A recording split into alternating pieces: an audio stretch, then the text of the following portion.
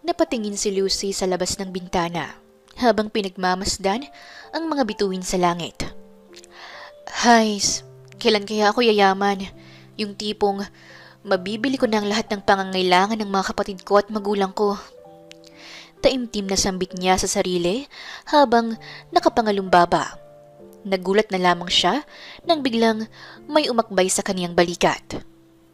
Hoy, Sisi!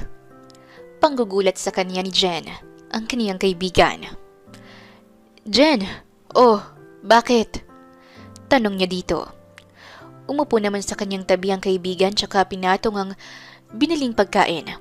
Pasado 9:00 na ng gabi at katulad ng nakasanayan ay nilibre na naman siya nito ng pagkain.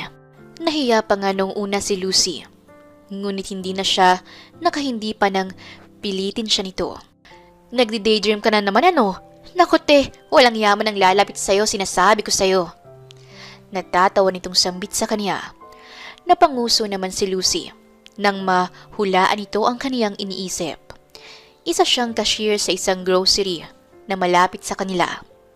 Gayunpaman ay hindi sapat ang kanyang kinikita sa pagtatrabaho. Maya-maya ay napatayo siya nang lumapit sa kanila ang dalawang magjowa. 350 lang po lahat. Saad ni Lucy matapos ibigay ang lahat ng binili ng mga ito. Agad naman itong binayaran ng lalaki, dahilan upang mas humigpit ang yakap ng nobya sa kanya. Hindi naman alam ni Lucy ang sasabihin habang nakatingin sa dalawa na naglalandian sa kaniyang harapan. Mahahalata na isang foreigner ang lalaki dahil sa kulay at itsura nito, habang ang babae naman ay hindi ganon katangkaran at may pagkamorena. Hay nako, isa na naman nating kababayan ang nakaahon sa hirap. Pagpaparinig ni Jen ang mapansing umalis ang dalawa. Anong ibig mong sabihin, Jen? Takang tanong ni Lucy dito. Ayun oh, si ate, naka-jackpot, ang gwapo ni kuya at halatang mayaman. Siguro malaki rin ng ano nun.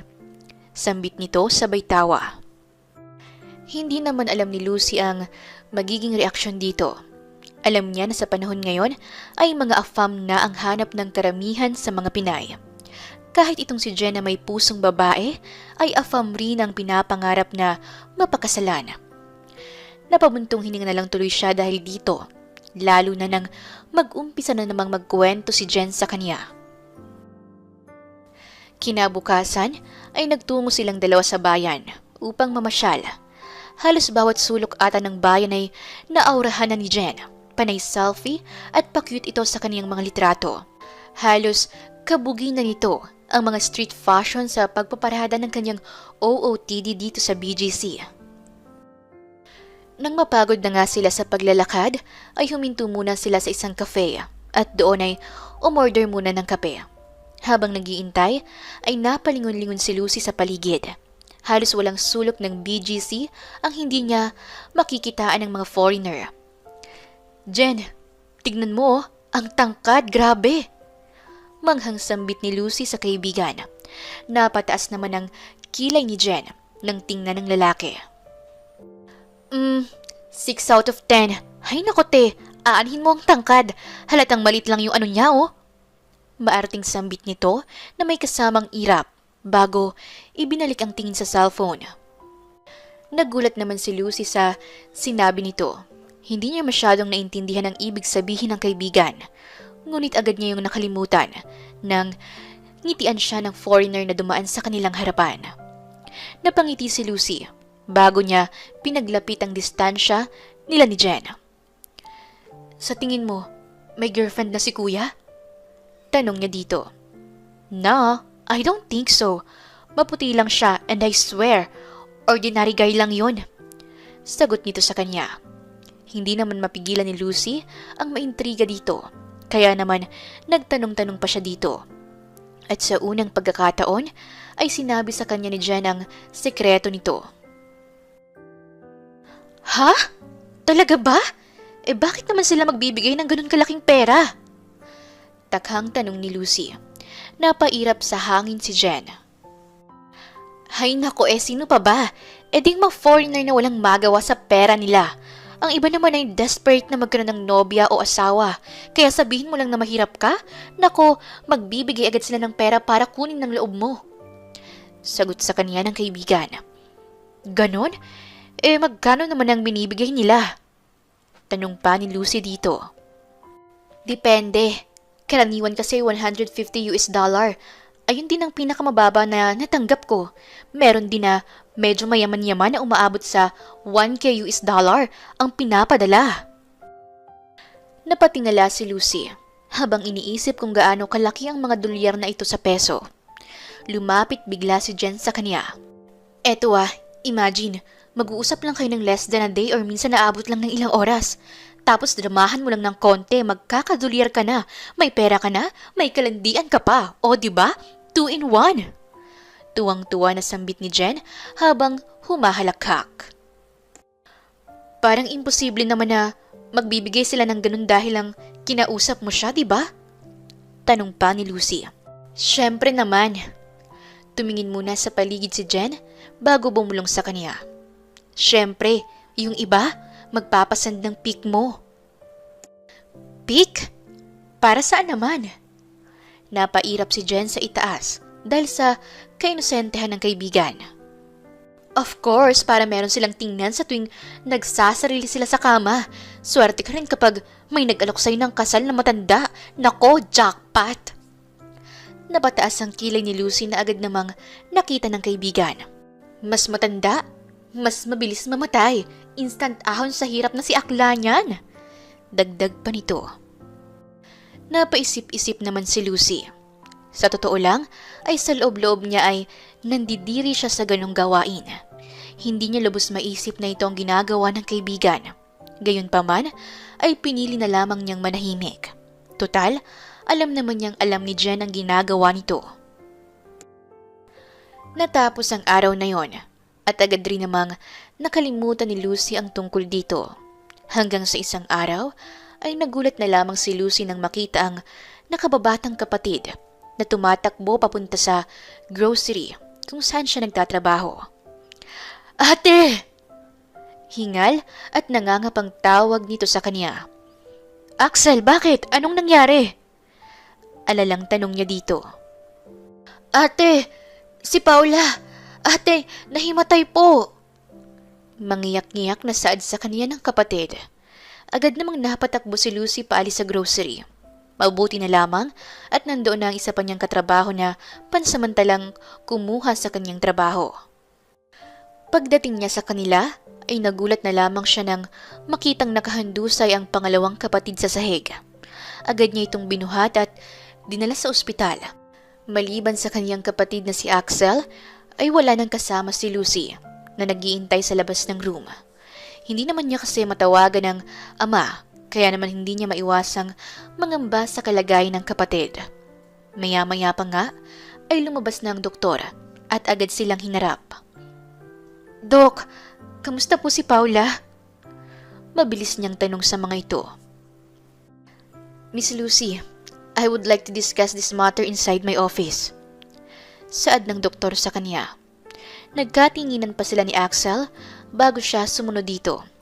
Pagdating niya sa loob ng opisina nito, ay diniretso na siya ng doktor na may sakit na pneumonia ang kaniyang kapatid. Ipinaliwanag sa kanya ng doktor ang dahilan kung bakit nahimatay ang kapatid at kung ano-ano ang dapat gawin upang unti-unti itong maagapan. Ngunit tila ba'y nasa kalawakan ang isipan ni Lucy. Hindi niya alam kung ano ang magiging reaksyon ng malamang may sakit ang kapatid. Ngunit mas lalong hindi niya kinaya ang magiging reaksyon ng makita ang mahabang listahan ng mga prescribed medications ng doktor. Pagkatapos noon ay pansamantala niya munang iniwan ang kapatid sa ospital para bumili ng mga gamot. Nagtuloy-tuloy ang gamutang iyon ni Paula. Hindi alam ni Lucy kung saan pa siya kukuha ng pera upang ipambayad sa bills at iba pang gastusin. Sapat lang din kasi ang sahod niya habang hindi naman ganon kalakihan ang sahod ng ama. Matanda at mahina na ang ama, kaya naman hindi na rin ito magawang magdoble kayod. Bilang panganay, ay pinasa ni Lucy ang lahat ng problema. Naghanap siya ng iba pang trabaho hanggang sa makaramdam ng matinding pagod. Hindi na niya maiwasang mapaluha habang kausap ang kaibigan. Kasalukuyan silang nakaupo sa labas ng bahay nila dahil nasa ospital naman ang iba. I understand, Lucy. Gusto mo ba pahiramin ulit kita? I have money pa naman here. Bigay ni Papa Gerald sa akin kagabi. Concerned at may pagka-maarting sambit nito. Umiling agad si Lucy. Salamat, Jen, pero nakakahiya na. Simula first day ng gamutan ni Paula ay nagpapautang ka na sa akin. Hindi ko na mababayaran kapag tinanggap ko pa yan. Mahina at pautal-utal na sambit ni Lucy habang pinupunasan ng mga luha. Anong gagawin natin yan? Nabalot sila ng katahimikan sa tanong na yun ni Jen. Maya-maya pa ay nagningning ang mga mata ni Jen na animoy nakaisip ng ideya. Alam ko na, te. Why not try what I'm doing? Nakangiting suwestyo nito. Ano ba yun? Para bang lasing na tanong ni Lucy sa kanya. Wait, let me have your phone. Sambit nito, tsaka mabilis na kinuha ang kanyang cellphone. Hindi naman na nakapalagpas si Lucy nang makuha na nito ang cellphone niya. Tsaka lamang niya napagtanto ang ibig nitong sabihin. Teka, wag yan! Sambit pa niya dito at pilit na inaabot ang cellphone. Ngunit sadyang mas matangkad ang kaibigan sa kanya. Teka lang, dina-download ko pa nga lang eh. Sabi ni Jen sa kanya. Hindi naman na ito napigil pa ni Lucy hanggang sa nakita na lamang niya na naka-install na sa kanyang telepono ang app na Meet Me. Isa itong dating app kung saan nakakahanap ng mga foreigner si Jen. Itinuro agad sa kanya ng kaibigan ang navigation sa app at kung paano ito gamitin. Ayaw ko nga niyan, Jen. Hindi ko kaya. At isa pa, hindi ko alam kung may magbibigay nga talaga sa akin ng pera dyan. Sambit niya dito. Hay naku, te. Ako nga itong baklitang nagpapanggap ay maraming nabibiktima. Ikaw pa kaya na Diyos sa kagandahan? Don't worry. Tuturuan kita paano pumili. Doon tayo sa madatong. Excited na sambit nito sa kanya. Habang abala si Jen sa pangangalikot at paghahanap ng mga lalaking pwedeng makausap ni Lucy sa account nito, ay nanatili lamang nanonood si Lucy. Sa totoo lang, ay hindi siya sigurado kung tama ba ang gagawin niya. Ngunit may parte sa kaniyang nais sumubok nito. Kung ito lang ang paraan upang mabayaran at matustusan ang gamutan ng kapatid, ay handa siyang gawin ang lahat. Ito tingnan mo, B. Guwapo, diba? Tas nakakotse pa. For the Mercedes-Benz pa yan. Sambit nito sa kanya. O, dali, chat mo na. Utos pa nito sa kanya, tsaka inabot ang cellphone. Ha? Anong sasabihin ko? Tanong ni Lucy dito. Sabihin mo lang, Hi, handsome. Utos nito sa kanya. Agad na nakornihan si Lucy dito. Kaya naman inagaw ni Jen sa kanyang telepono at ito nang nagpatuloy sa pakikipag-chat. Pinagmasdan lamang ito ni Lucy at tahimik na inobserbahan ang mga ginagawa at mga salitang binibitaw ni Jen sa kausap. Hindi nga katagalan ay nagkaroon siya agad ng 5 kausap. Sinabi rin sa kanya ni Jen ang lahat ng dapat tandaan sa pakikipag-usap sa isang foreigner. Obi, yung tinuro ko sa'yo mas matanda, mas better, tsaka pagpipili ka ng AFAM, dun ka na sa mukhang mayaman, for the dollar tayo. Paalala nito sa kanya nang ibalik sa kaniyang cellphone. Pero Jen, hindi ko naman alam kung paano sila sasagutin. Saan niya dito? Basta, carry mo na yan, te. Galingan mo rin magdrama at manguto para padalhan ka, okay ba? Hindi ba illegal ito, Jen? Parang ayaw ko nito. Manggagamit tayo ng tao dito para magkapera eh. Nakonsensya si Lucy sa mga planong gawin ni Jen.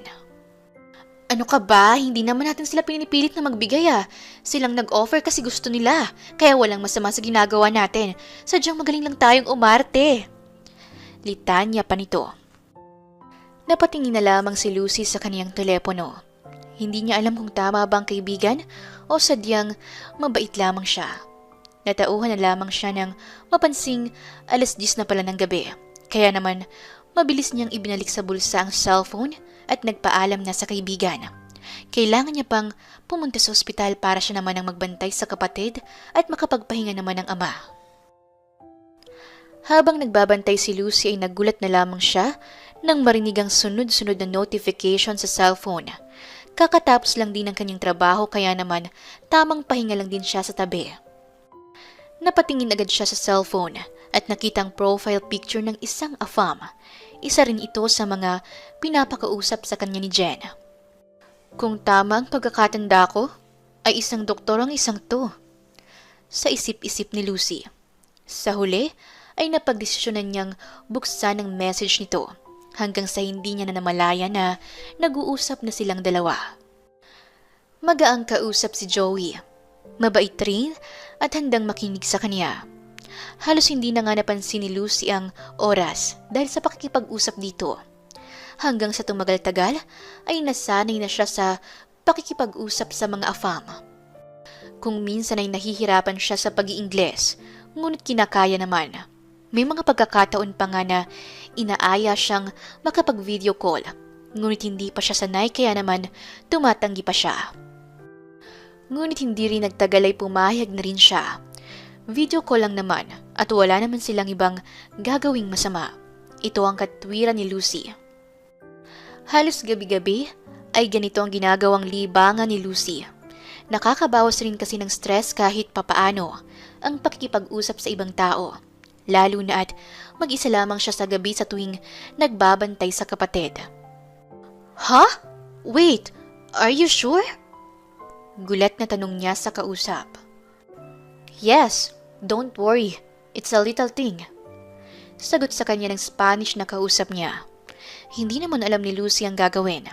Ilang araw na niyang kausap ang lalaking ito, si Vince, at hindi niya inaasahan na ito mismo ang nagsabing magpapadala ng pera sa kanya. Hindi na nga nakatanggi pa si Lucy. Tama si Jen.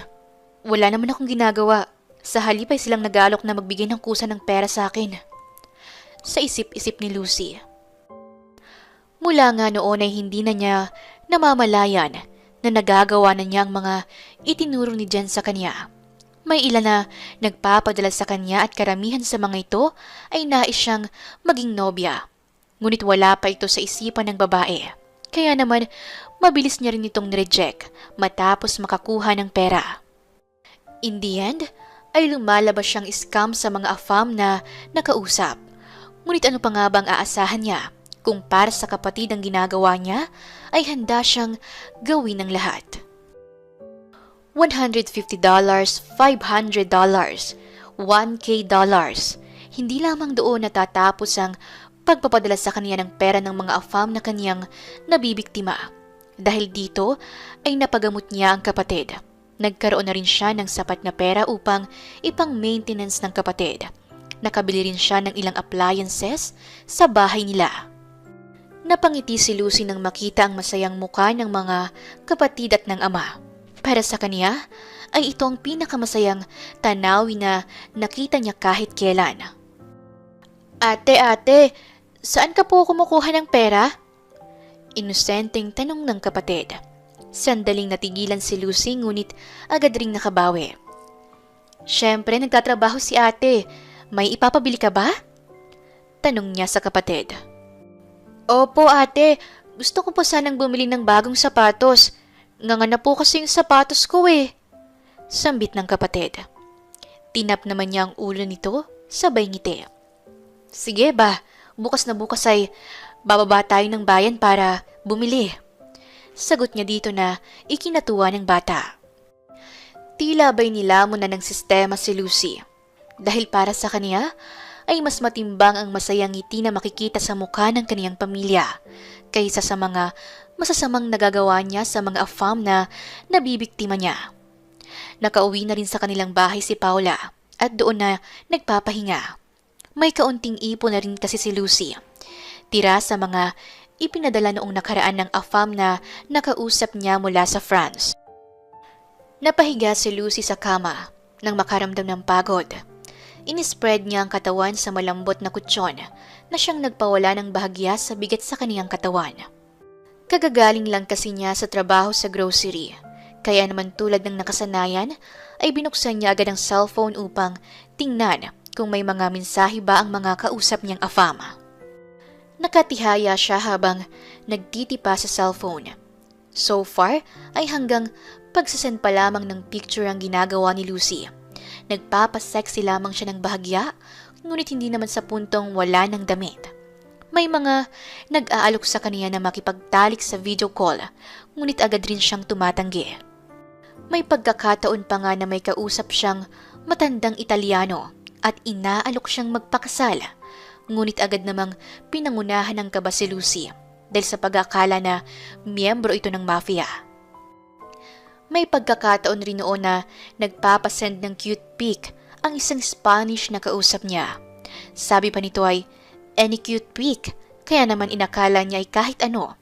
Dahil dito ay sinedyang picture ng kaniyang alagang aso, si Bantay. Nakalawit pa ang dila nito na animoy pagod na pagod. Nagulat na lamang siya dito nang sabihan siyang idiota, tsaka blinak sa nasabing dating app. Napailing na lang tuloy si Lucy nang maalala ang iba pang nakakatawang moment noong umpisa.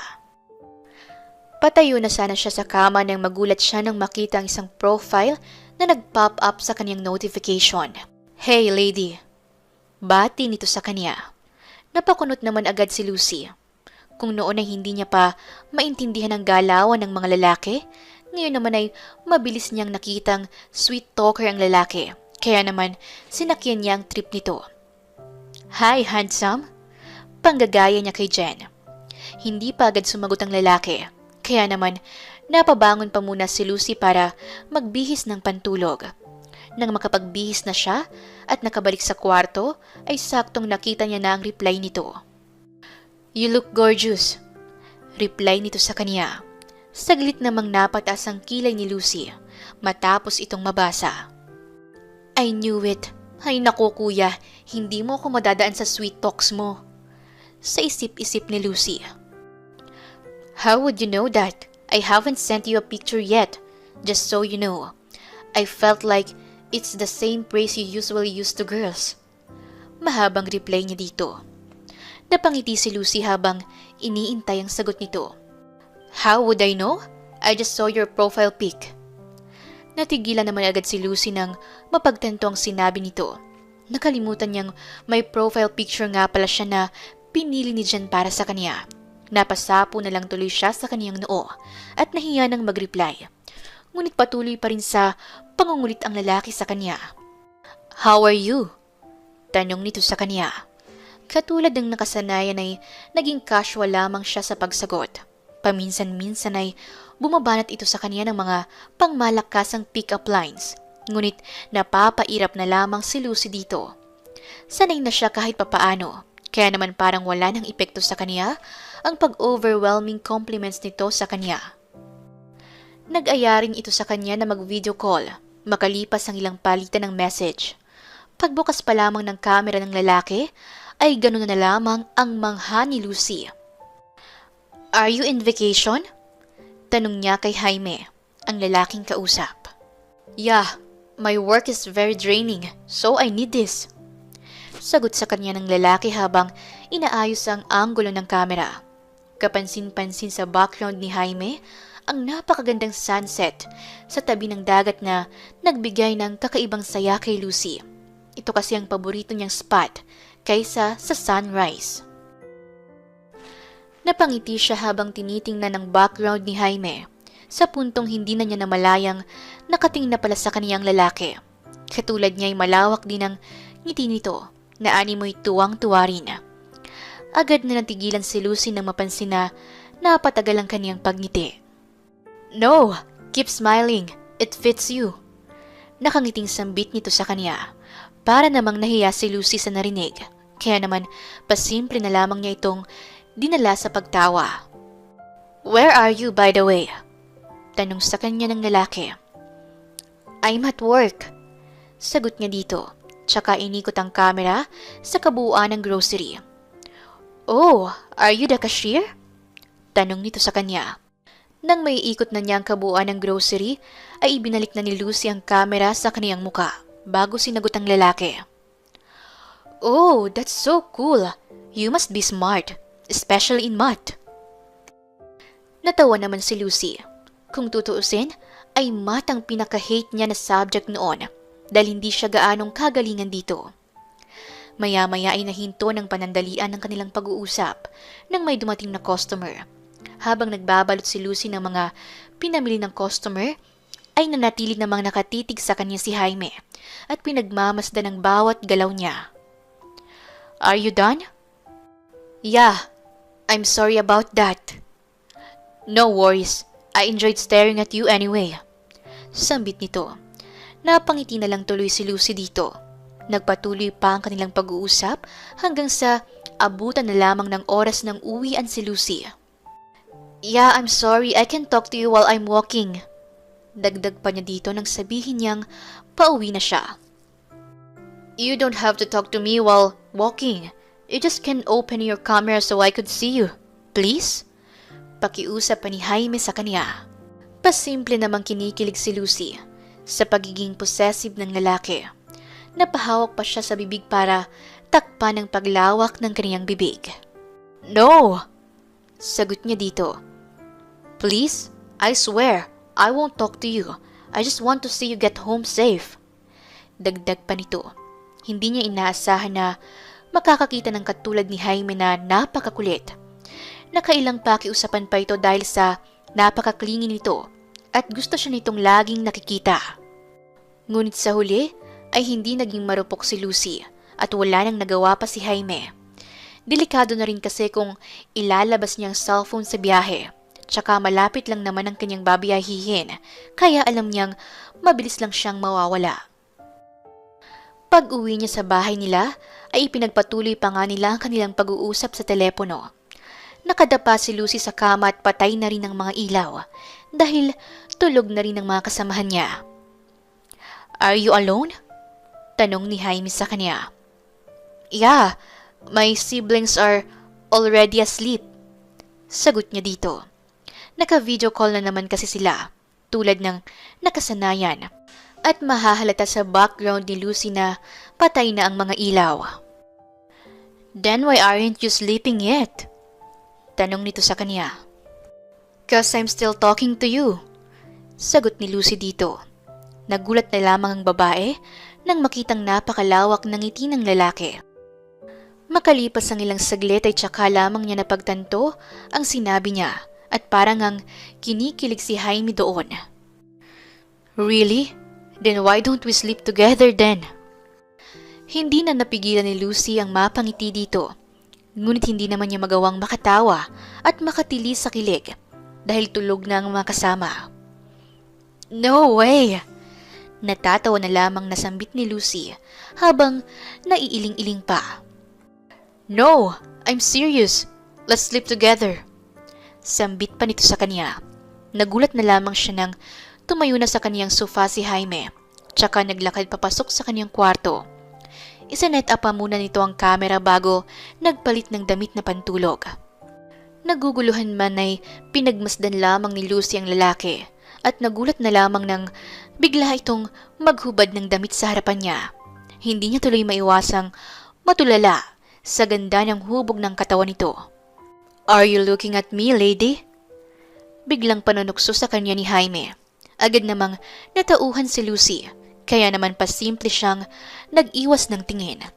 Sa halip na magsuot na ng panibagong damit, ay lumapit pa si Jaime sa kamera na animoy ibinabalandra ang sariling katawan. I'm not! And please wear your shirt. Get yourself out of the camera. Hindi maiwasang matawa ni Lucy habang tinitingnan si Jaime na nagpo-posing ng kanyang muscle sa harap ng kamera. No! Inilapit ni Jaime ang mukha sa screen. Cause I want you to see me naked. Dagdag pa nito na agad na nagbigay ng kakaibang kilig kay Lucy. Nagpatuloy pa ang magandang relasyon nila ni Jaime.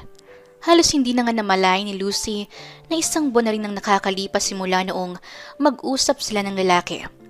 May iba pa naman siyang nakakausap at nagbibigay ng pera sa kanya na afam, ngunit hindi na katulad ng dati. Pagdating niya sa bahay nila, ay sakto namang tumunog ang kanyang cellphone.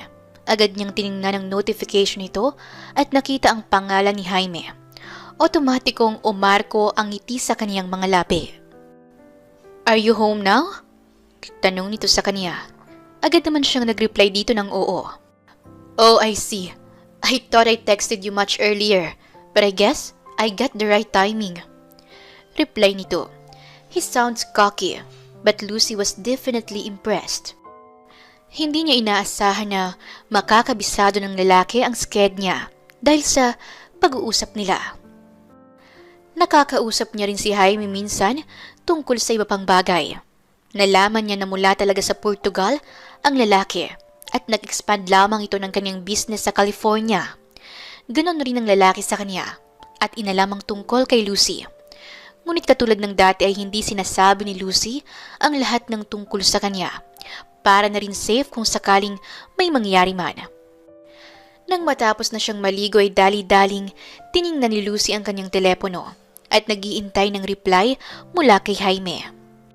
"I'm sorry, I won't be able to text you the whole day today. I'm with my fam and we're going to do some business meetings so I won't be sure if I could text you again later. Have a sweet dream about me. But please, no wet dreams." Dagdag pa nito with matching emojis. Napangiti naman si Lucy nang makita ang huling mensahe nito. Nireplyan niya muna ito bago nahiga. Sa tutuusin ay bahagya siyang nakaramdam ng lungkot. Nasanay kasi siya na palaging kausap ang lalaki bago matulog. Ngunit nitong mga nakaraan ay napapadalas ang business trip at meetings ng lalaki kaya naman namimiss niya ito ng bahagya. Nasampal ni Lucy ang sarili ng mapagtanto ang iniisip. Lucy, stop it! Kung ano-anong iniisip mo, kulang ka lang sa tulog. Saway niya sa sarili bago napaayos ng higa. Kinabukasan ay katulad ng inaasahan ay wala pa siyang natatanggap na bagong mensahe mula kay Jaime.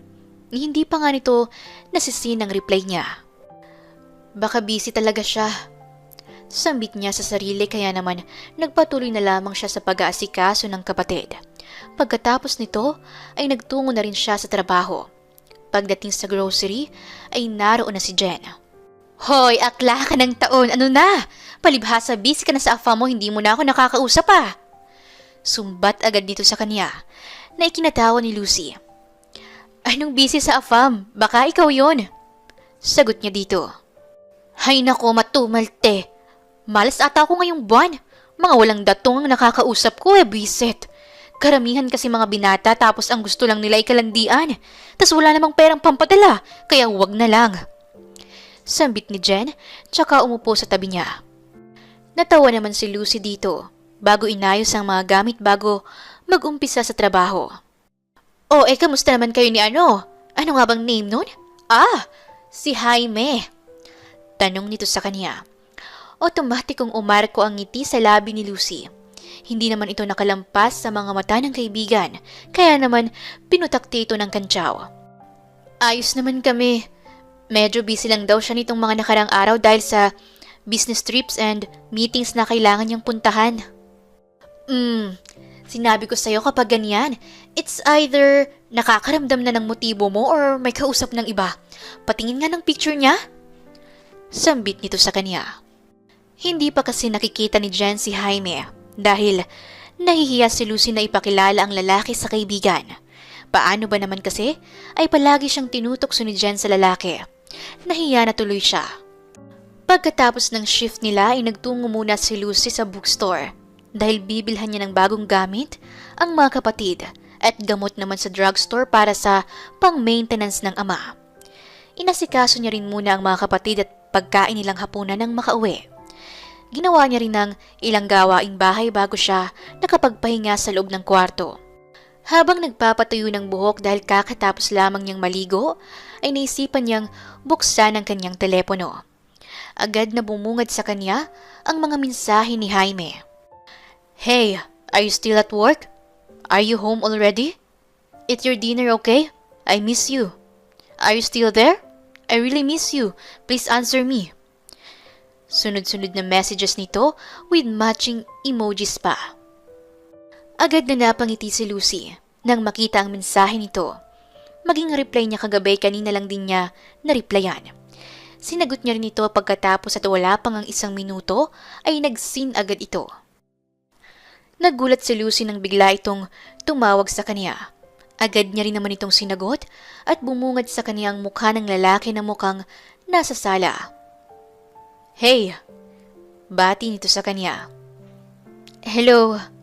Sagot ni Lucy tsaka napangiti. "How's your day?" Tanong nito sa kanya. "It's great, I guess."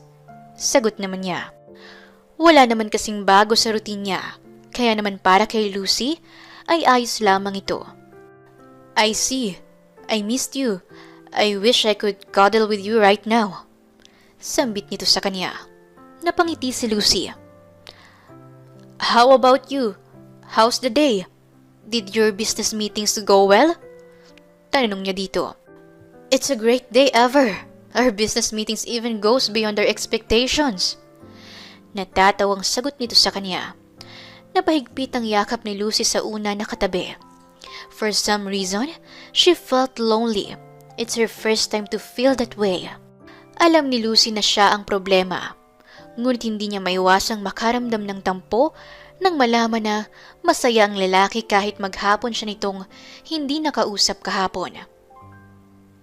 "Wait, are you okay?" Tanong ng lalaki nang mapansin ang pananahimik niya.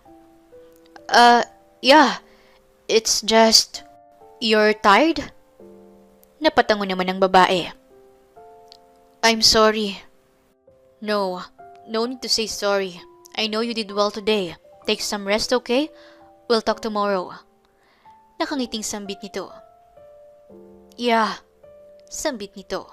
Akma na sanang papatayin ni Lucy ang telepono nang bigla siyang pigilan ng lalaki. Wait. Don't turn off your camera. I want to watch you sleep." Saad nito sa kanya. Nagulat naman ang babae. "Huh? What are you talking about?" "Just keep your camera on and I'll watch you sleep." Sambit nito. Noong una ay hindi pa alam ni Lucy ang ibig nitong sabihin. Nahihiya rin naman kasi siyang matulog na may nanonood sa kanya. Kaya naman niyakap niya ng mahigpit ang unan sa tabi niya. "I wish you could hug me instead of your pillow." Mahinang bulong ni Jaime. Narinig naman ito ni Lucy. Kaya palim siyang napangiti hanggang sa dalawin na siya ng antok. Kinabukasan ay nagising na lamang si Lucy at nakitang maging ang lalaki ay tulog na rin sa sarili nitong kama. Tsaka lamang niya naalala na kakauwi lang din ito mula sa business trip noong nag-text ito sa kanya kagabi. Pinatay na niya ang tawag. Kailangan na rin kasi niyang pumasok at mag-asikaso ng mga kapatid. Bago siya nagpatuloy ay nag-message muna siya sa lalaki. "Good morning, sweet face." Type niya dito tsaka sinend. Hindi na niya hinintay pa ang reply nito at nagpatuloy na sa pag-aasikaso sa mga kapatid. Pagdating sa trabaho ay tsaka lamang niya nakita ang reply nito. "I wish I could receive a morning kisses as well." Demand pa nito na nagpatawa kay Lucy. Maging ang mga katrabaho niya ay nagulat dito. Ngunit hindi na nag-abala pa na magtanong. Habang nagtatrabaho ay nagpatuloy rin ang pag-uusap nilang dalawa. Kasalukuyang nasa bahay lamang si Jaime dahil pahinga niya ngayon. Gabi na nga doon sa California kaya naman nagluluto na rin si Jaime. Nakasuot ng apron ng lalaki habang nagpapasikat kay Lucy. "Do I look like I'm a husband material?" Nakangiting tanong sa kanya ni Jaime. Napangiti si Lucy. "Yes, you are." Mukhang nagulat naman ang lalaki dito. "Really? Wow! I didn't expect that. Really?" Amis na sambit nito sa kanya. "Well, it fits you so well, so..." Natatawang sambit ni Lucy, tsaka napakabit balikat. "Well, would you like me to be your husband?" Agad na tanong nito. Dahil dito ay mabilis na napatay ni Lucy ang tawag. Hindi niya alam kung anong reaksyon ang ipinapakita sa kanya ng lalaki. Hindi naman ito ang unang beses na may nagtanong sa kanya nito. But parang gustong pumayag ni Lucy sa alok nito. Nagpatuloy pa ang kanilang pag-uusap hanggang sa matapos magluto si Jaime. Tada! It's done! Masayang saad ni Jaime nang ihain ng pagkain sa harap ng kamera. Wow! How does it taste? Tanong agad ni Lucy. Ito kasi ang unang beses na nakakita siya ng isang afam na magaling magluto. Hindi rin pamilyar ang pagkain sa kanya, kaya naman hindi niya maiwasang ma-curious. Of course, it tastes like me. It's delicious with a taste of saucy white liquid as soup.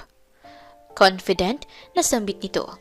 Sandaling natigilan si Lucy at bahagyang natawa dito. Shut up! Taste it! Natatawang sambit ni Lucy. Agad namang tinikman ni Jaime ang sariling luto. Perfecto! Masayang sambit nito at kinikilig-kilig pa na animoy batang sarap na sarap sa kinakain. Really? Manghang tanong ni Lucy. Yeah, wanna lick mine? Agad na tanong ni Jaime sa kanya, tsaka ipinakita ang kutsara na ginamit pang kain kanina. Pinigilan ni Lucy ang mapangiti. I wish I could taste that. Mahinang sambit ni Lucy habang tinitingnan ang pagkain. Halatang pagkain rin ng mayayaman ang niluto niyang yon. Kaya naman hanggang pangarap na lamang si Lucy habang nakatingin dito. I wish I could taste you too. Ha? Tanong sa kanya ng babae dahil hindi nito masyadong narinig ang sinabi niya. I wish you could taste it too. Agad na bawi nito sa kanya. Napailing na lamang si Lucy dito. Maybe I'll try ordering the same food next time so I could know how it tastes like. Saad ng babae. Nais niya rin naman kasing makatikim ng ganitong pagkain kung magkakaroon siya ng pagkakataon. Why order if I could cook for you? Dinner tastes best in my place, baby. Banat na naman ito with matching kindat pa. Napairap na lamang tuloy si Lucy sa kanya habang natatawa-tawa. Nagpatuloy pa ang kanilang pag-uusap. Napangiti si Lucy nang mapagtanto ang isang bagay. Ito kasi ang unang beses na tumagal ng 3 buwan ang pakikipag-usap niya sa isang afam dito sa app na ito. May mga pagkakataon din na si Jaime ang nagiging labasan niya ng sama ng loob sa tuwing may bad day siya. Labis na na-appreciate ni Lucy ang pagiging good listener nito. Kung minsan nga ay nauubos ng lahat ng hinanakit niya sa mundo, ay naroon pa rin si Jaime at handa pa rin makinig sa kanya. Hanggang sa dumating ang kaarawan niya. Umaga pa lamang ay binati na siya ng lalaki at ganoon na lamang ang kanyang gulat nang bigla itong kumuha ng ukulele sa tabi nito. Nasa sala ito at as usual ay mag-isa ulit ito. Wait, are you going to sing? Hindi makapaniwala na tanong ni Lucy. Well, I have a golden voice, so I rarely sing a song. So you're pretty blessed, don't you think? Mayabang na saad nito. Ngunit hindi nga ito nagbibiro dahil napakaganda ng boses nito. Ramdam rin ni Lucy ang nag-uumapaw na emosyon ni Jaime habang kinakanta ito. Nanatiling nakatingin si Lucy sa lalaki habang ninanamnam ang bawat salita na binibitawan ng lalaki. Hindi siya makapaniwala na kayang kantahin ni Jaime ang Can't Help Falling in Love with You sa sweet at maamo nitong boses. Kabaliktaran sa tunay nitong ugali na possessive at clingy. Para bang hinihele siya nito habang pinapakinggan ang bawat salita. May mga pagkakataon rin na nagkakatagpo ang kanilang paningin. Kaya naman mas lalong kinikilig si Lucy. 'Cause I can't help falling in love with you. Madamdaming pagtatapos ng kanta nito. Hindi magawang makapagsalita ni Lucy nang maramdaman ang pagtulo ng kanyang luha. Ito kasi ang pinakamagandang araw na nag-celebrate siya ng kanyang kaarawan. I wish I could dance with you instead of singing and playing some ukulele. Thank you, Jaime. You really made my day. Sambit ni Lucy habang pinupunasan ng luha. Really? Then, why don't we make it official? Napatingin si Lucy sa kanya dahil sa pagtataka. Let's get married. Walang pakundangan na sambit nito. Ilang araw na ngang nakakaraan mula noong maging officially couple na sina Lucy at Jaime. Mapapansin sa mukha ng babae ang labis na pagkatuwa. Maging ang mga kasamahan niya sa trabaho ay napapansin ang pagka-blooming at halos araw-araw na pagpapaganda niya. Lalo na sa tuwing may kausap sa telepono. Pinutakti tuloy siya ng kantsawan at tinawanan lang din naman ni Lucy. Habang naghihintay ng sunod-sunod na customer, ay naglaro muna sa kanyang cellphone si Lucy. Sa mga oras kasing ito, ay paniguradong tulog na si Jaime kaya naman hindi na siya nag-abala pa. Maya-maya ay biglang pumasok si Jen sa loob ng grocery, tsaka tumabi sa kanya. Napansin agad ni Lucy ang pagkabusangot ng mukha ng kaibigan. Oh, napano ka? Bakit kaaga-agay nakasimangot ka? Takang tanong sa kanya ni Lucy. Mas lalo namang napabuntong hininga si Jen. Nahuli ako. Nakakainis. Saad nito sa kanya. Nagtaka naman si Lucy kung ano ang tinutukoy nito. Kaya naman, itinigil niya munang paglalaro at napatingin sa kaibigan. Paanong nahuli? Yung isang afam kasi na nakausap ko. Gumawa ng isang account. Tas chinata ko both account. Ayun, nahuli na hindi lang siya ang kachat ko. Sambit niya. Oh, tapos? Ayun, kung alam ko lang sana hindi ko na nireplyan yung isa. Sayang, mukha pa namang mayaman. Saad naman ito. Pero mabuti na lang at hindi siya nakahalata. Nabaklita ang Diyosa. Kung hindi, baka katapusan na ng karir ko dito sa Meet Me. Dagdag pa nito patungkol sa kaniyang sarili. Napayuko naman si Lucy. Dahil dito hindi niya tuloy maiwasang mapaisip kung ano kaya ang magiging reaksyon ni Jaime kung sakaling malaman niya ang tungkol sa kanya. Bago pa man siya lamunin ng isiping yon, ay tinanong na siya ni Jen. Siya nga pala, si Jaime, balita ko, nakapagpadala na siya sa iyo ha? Tanong nito sa kanya. Tumango naman si Lucy dito. Matapos kasi ng birthday niya, kinabukasan na isang package naman ang dumating dito bilang gift ni Jaime. Nagpadala rin ito ng $1 para naman magamit ni Lucy sa panghanda. Sa katunayan ay ayaw pa itong tanggapin ni Lucy. Para kasing hindi na tama kung pati ang ibibigay ni Jaime, ang unang lalaking nagparamdam sa kanya ng pagmamahal ay kanyang tatanggapin. Ngunit mapilit ang lalaki, kaya naman sa huli ay hindi na siya nakatanggi pa. Napakunot naman ang noo ni Jen. Hindi niya inaasahan na tatagal ng ilang buwan si Jaime at ang kaibigan. Nais pa naman sana niyang kunin ang contact nito para siya naman ang makapanggancho sa lalaki. Ngunit gano'n na lamang ang kanyang gulat nang malamang officially couple na ang dalawa. Mas ipinakita niya pa nang makita ang kaibigan na tila ba'y tuwang-tuwa. Para bang seryoso ito sa relasyon kay Jaime. Pero teka lang be, sigurado ka ba? Tanong niya dito. Ha? Anong sigurado? Kay Jaime? Oo, kasi yes, suertehan na seryosohin ka ng afam pero si Jaime? Are you sure? Tsaka baka na-overwhelm ka lang kaya ka ganyan. Saad ni Jen habang nakatingin sa kaibigan. Hindi ko alam pero matagal na kaming nag-uusap at sa palagay ko naman, sapat ng panahon yun para makilala namin ng isa't isa, di ba? At saka, inamin na namin na gusto namin ng isa't isa. Kaya wala naman sigurong masama kung bibigyan namin ng chance, di ba? I know naman, but still, ako bihasa na ako sa ganito. And I don't think it's the right decision to get into relationship with him. Besides, he looks like a cheat. Hindi na natapos ni Jen ang sasabihin nang hawakan ng kaibigan ang balikat niya. Huwag ka nang mag-alala sa akin, Jen. Kaya ko to.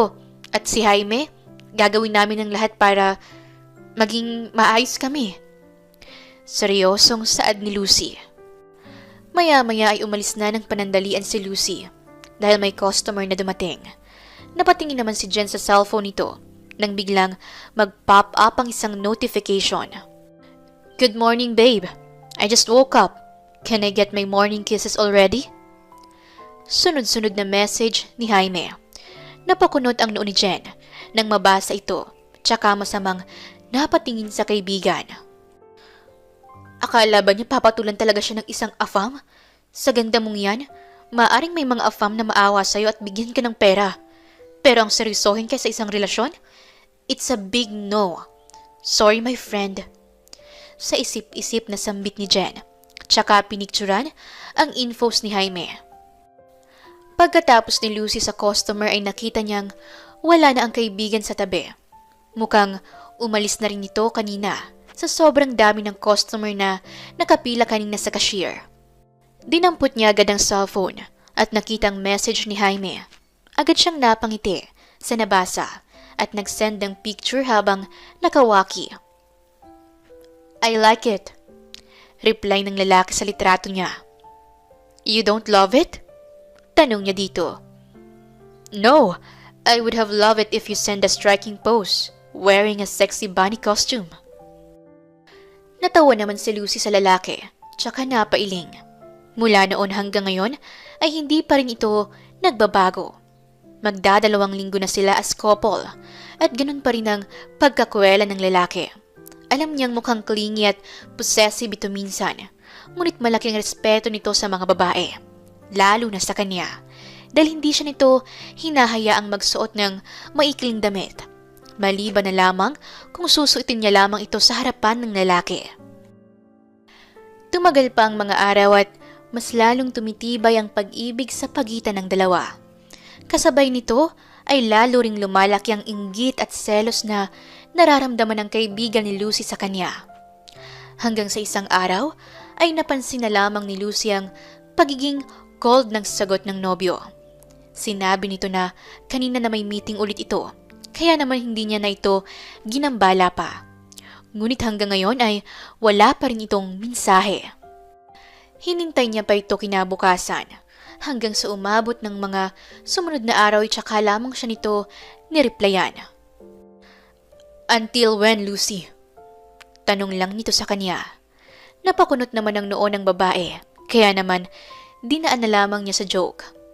Good mood kasi siya ngayon since nag-reply na rin sa wakas ang nobyo. I'm serious, Lucy. Until when are you going to fake everything? Tanong nito sa kanya. Dahil hindi na maintindihan ni Lucy ang ibig nitong sabihin, ay tinawagan na niya ito. Agad na bumungad sa kaniyang mugtong mga mata ng lalaki. Hindi rin ito ganon tumitingin sa kamera at pilit na itinatago ang ekspresyon. Wait, Jaime, what happened? Tanong niya dito. No, you tell me what is happening now. Are you satisfied now that I got tricked? Tanong nito sa kanya. What do you mean? I know you're a scam. You're tricking guys here and meet me just to earn money. I can't believe you. Just how low and cheap are you? Wait, I can explain. Hindi na alam ni Lucy kung saan masasaktan. Sa katotohanan ba na natuklasan nito ang kanyang sikreto o dahil sa sakit na nararamdaman ngayon ng kaharap? Kita niya kung paano magpigil ng iyak si Jaime sa kabilang linya. What?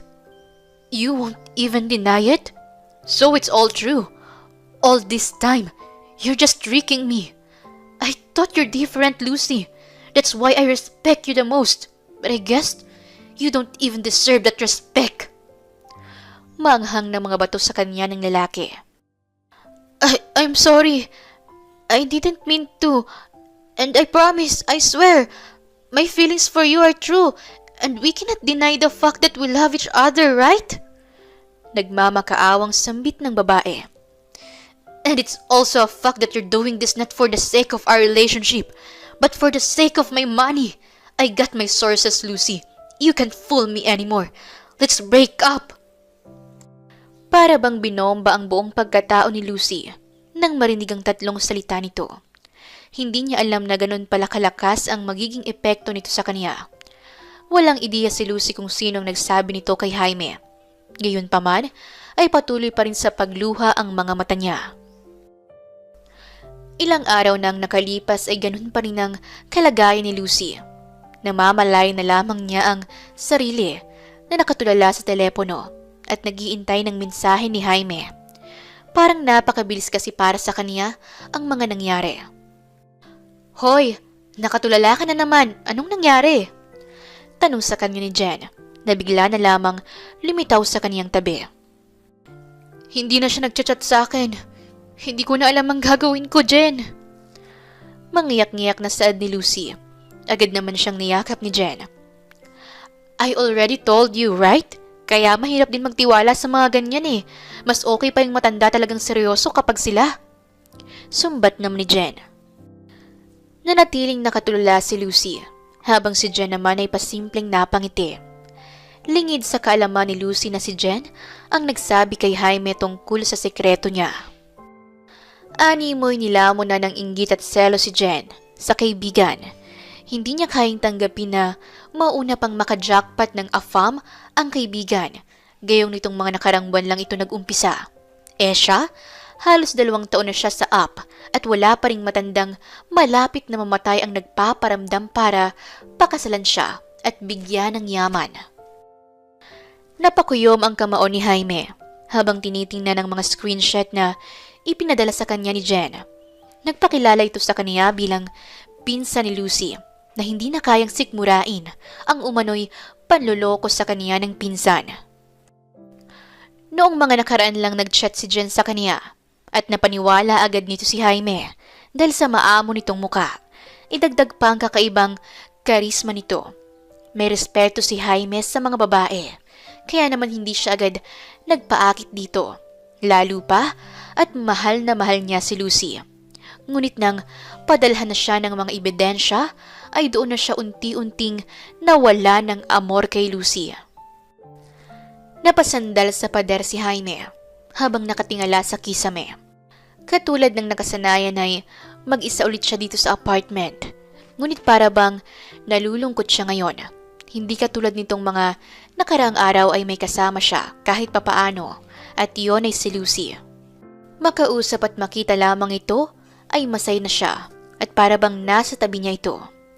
He missed her so much that it hurts him that he pushed her away.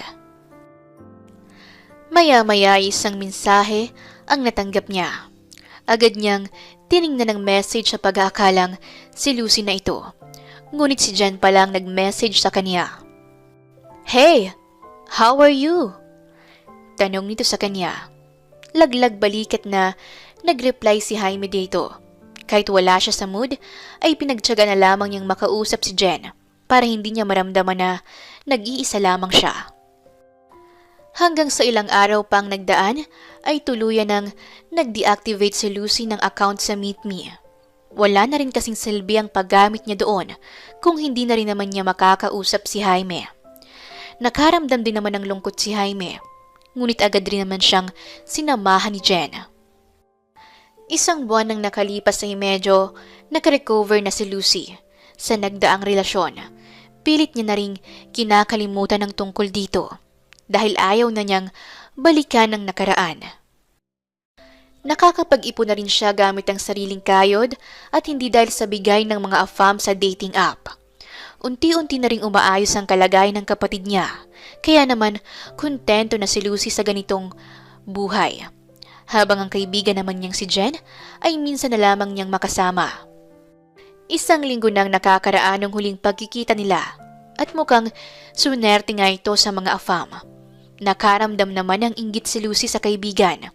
Gayunpaman ay tinanggap na lamang niya na hindi talaga siya nakatadhana para sa isang AFAM.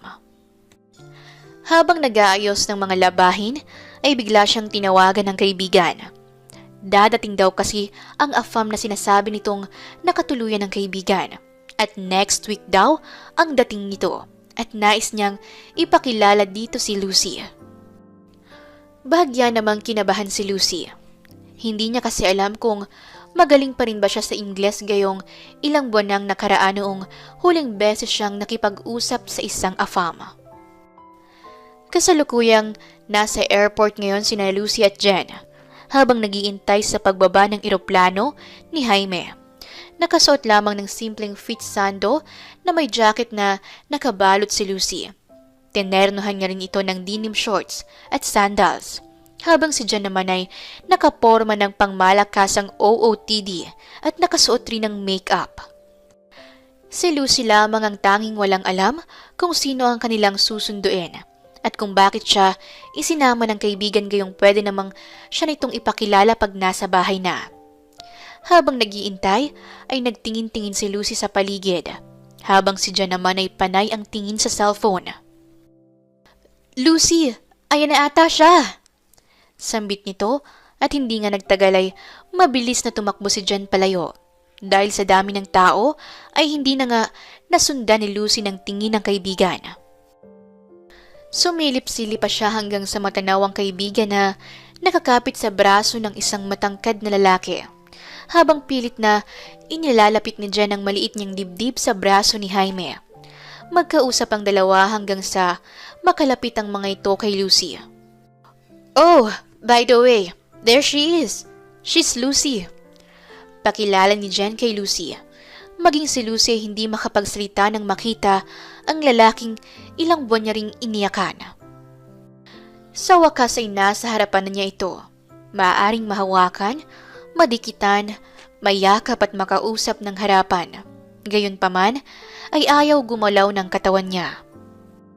"Lucy," tawag nito sa kanya. Otomatiko na lamang na tumulo ang luha ni Lucy habang nakatingin sa lalaki. Agad namang napaiwas ng tingin si Jaime. Nais niyang hagkan ng dalaga gayong nasa harapan na niya ito, ngunit hindi niya magawa. Palihim namang napangiti si Jen, just like how she planned everything. Simula nang malaman niya na nagkakamabutihan na sina Jaime at Lucy, ay nagplano na siya kung paano maagaw ang AFAM. Para sa kanya ay hindi nababagay si Lucy sa lalaki. Kaya naman, siniraan niya ang sariling kaibigan sa lalaki at nang maghiwalay na ang dalawa, ay doon na siya pumasok sa eksena upang i-comfort ang lalaki. Nakokonsensya man siya, ngunit ito lamang ang paraan upang mapaghiwalay ang dalawa. At ito ang huling step upang tuluyan ng magkaroon ng closure ang dalawa. Nais niyang ipamukha kay Lucy na siya na ang bagong nobya ni Jaime. Kilala niya si Lucy at imposibleng magdrama pa ito kay Jaime kung alam nitong nobya na ito ng kaniyang kaibigan.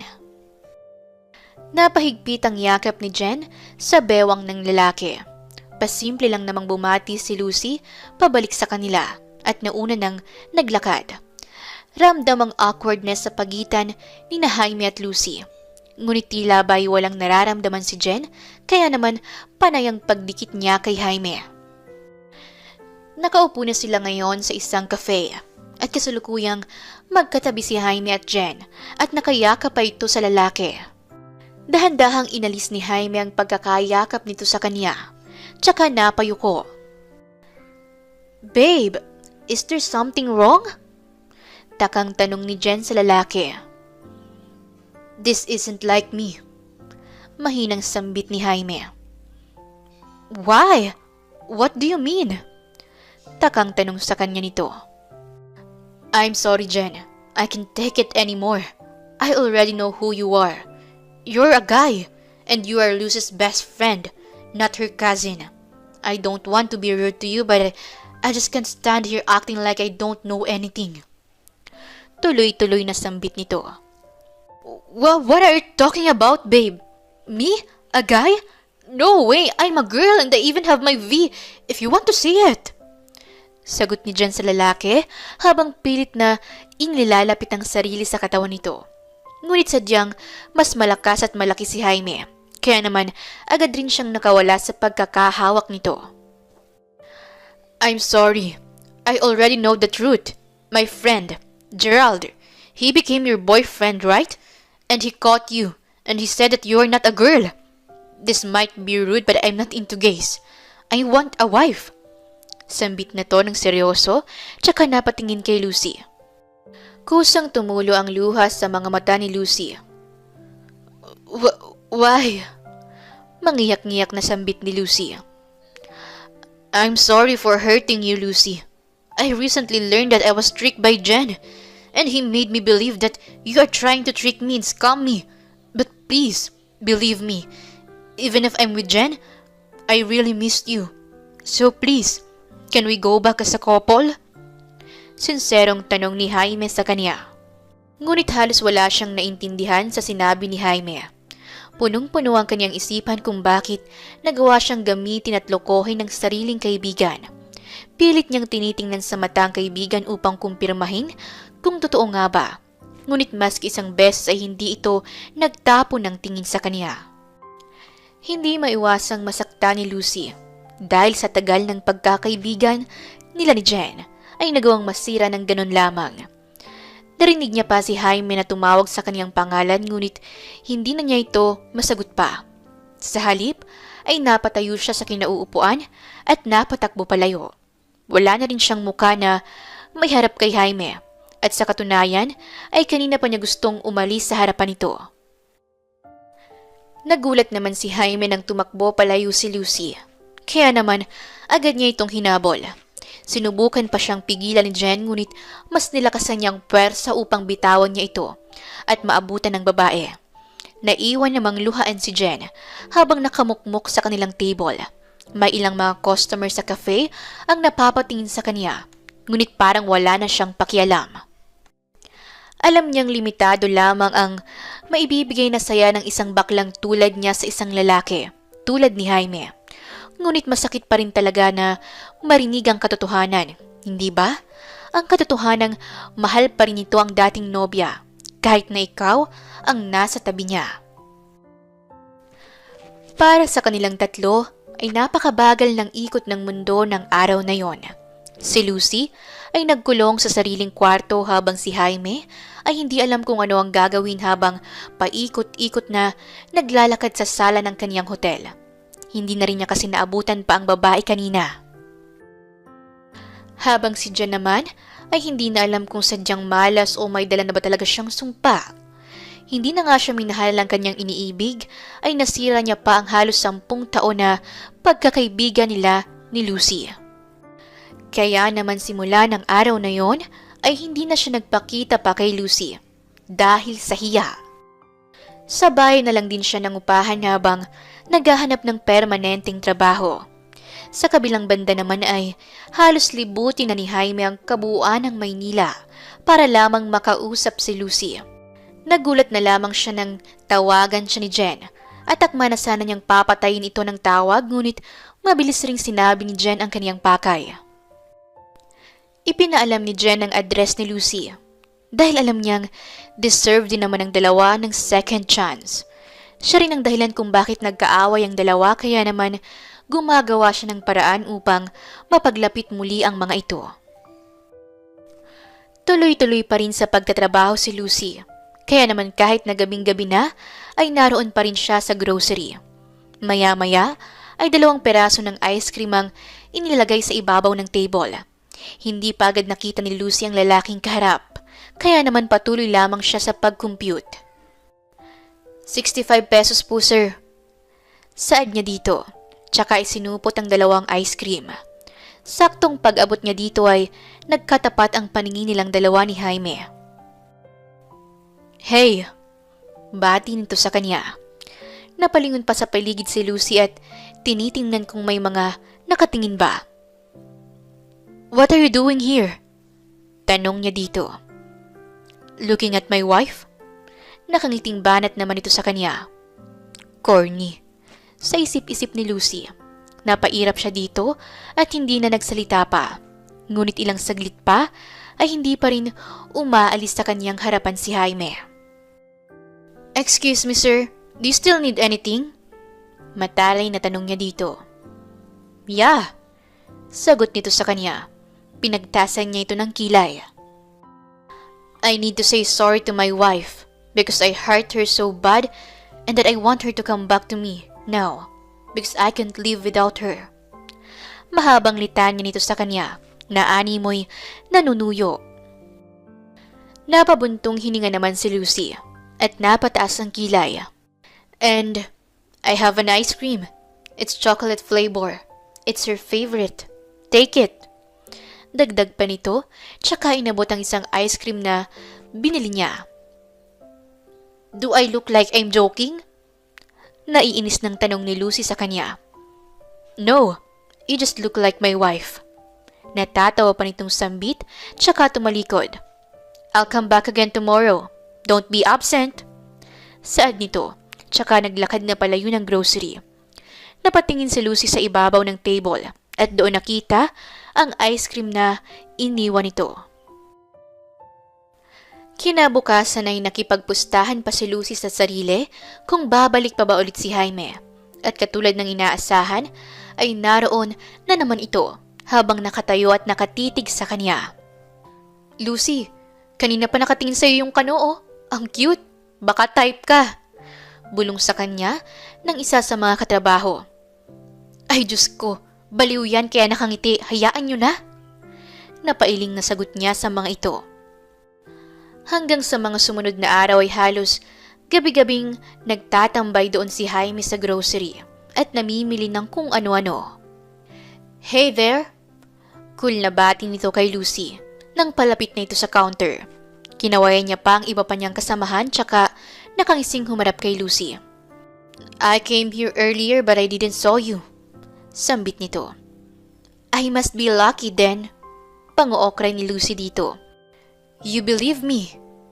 Nakangising sambit nito. Napairap na lang tuloy si Lucy dito. The total is 65 pesos. Sabi na lamang niya nang inabot ang binili niyang ice cream. Yeah, I know. I came in here yesterday looking for you and bought the same thing. Kinilig naman ng mga nakarinig sa kabilang counter, lalo na ang kanyang mga katrabaho. Habang si Lucy naman ay pilit na pinapanatili ang poker face. Pagkatapos ni Lucy sa kanyang trabaho, ay agad naman na siyang nag-ayos ng kanyang mga gamit.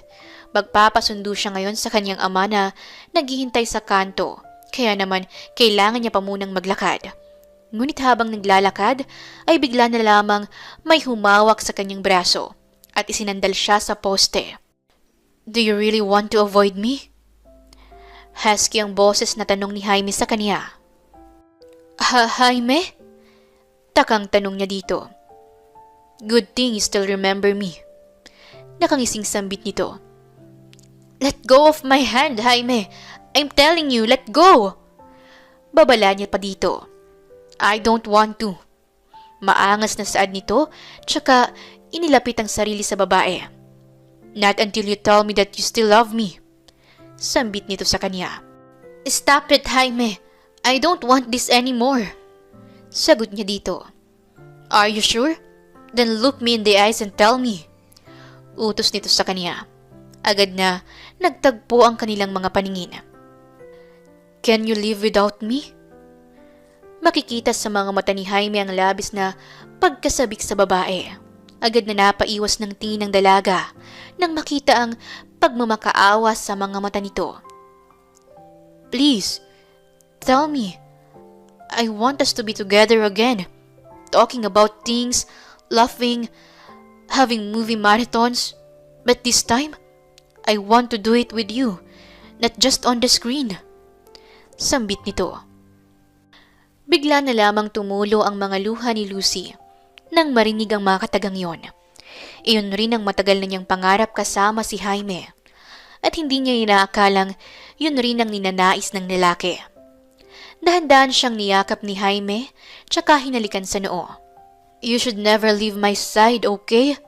I love you so much, and you're the only fucking person I've been thinking of. Bulong nito sa kanya, habang niyayakap ng mahigpit. For a long time, Lucy felt secured once again. Ito ang nais niyang gawin nung una niya itong nakita sa airport, at ngayon ay halos hindi niya maipaliwanag ang nararamdaman. Sabay na rin sila noong naglakad at pinakilala na rin ni Lucy si Jaime bilang nobyo sa kaniyang ama. Gulat man ay masaya naman ang ama para sa anak. Ngunit katulad ng nakasanayan ay hindi pa rin maiiwasan ng mga tsismosa na pilit na pinapalabas na ginayuman ni Lucy ang binata, kaya niya ito napaibig. Ngunit para kay Lucy, isa lamang itong katatawanan. Dahil ang totoo ay siya pa nga ang laging hinahanap-hanap ni Jaime. Sino nga bang mag-aakala ng isang tulad niya ay mai-in love sa isang clingy, possessive at napakahangin na tao sa balat ng lupa. Makalipas ang ilang buwan ay nagpasya sila na magpakasal muna bago bumalik sa California at doon na manirahan, habang ang kanyang mga kapatid at ama naman ay naiwan sa Pilipinas at nagkaroon na ng sariling business. "Wanna eat my bread?" Mapang-akit na tanong ni Jaime sa asawa habang nakahiga sa kama at nakalantad ang abs. Napangiti naman si Lucy dito. "Is it for free?" Tanong niya dito. "Exclusively for my wife," sagot nito, bago sinunggaban ng asawa at tuluyang inihiga sa kama. It's their honeymoon, and no one could explain how happy Lucy is. Halos hindi siya tinatantanan ng asawa hanggang sa magsawa. "Good morning, honey." Bati ni Lucy dito, tsaka hinalikan ng asawa. "No, I don't want morning kisses anymore." Nakapout na sambit ni Jaime. "Ha?" Nagtatakang tanong ni Lucy.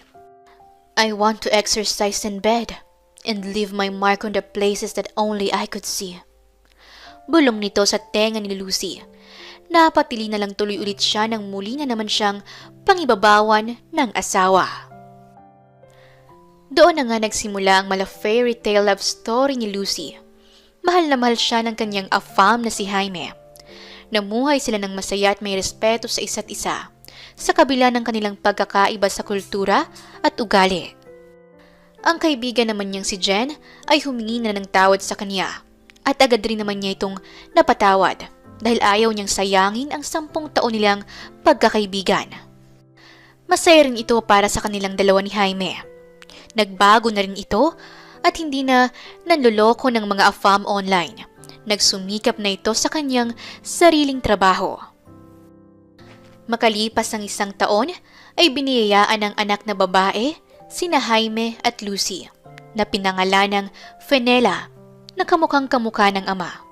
Sa kabila ng pagkakaiba nilang dalawa ay hindi may pagkakaila na tanging pag-ibig nila sa isa't isa ang naging dahilan upang sila ay habang buhay na pagbuklori ng tadhana. Nothing is impossible, ika nga. Kung dati ay pinapangarap lamang ni Lucy ang ganitong buhay, ngayon ay halos doble-doble pang blessings ang dumating sa kanya. Maraming salamat po sa inyong pakikinig at sana'y may napulot kayong aral sa kwentong aming ibinahagi. Ito po si Inday Series at hanggang sa ating muling kwento. Wakas.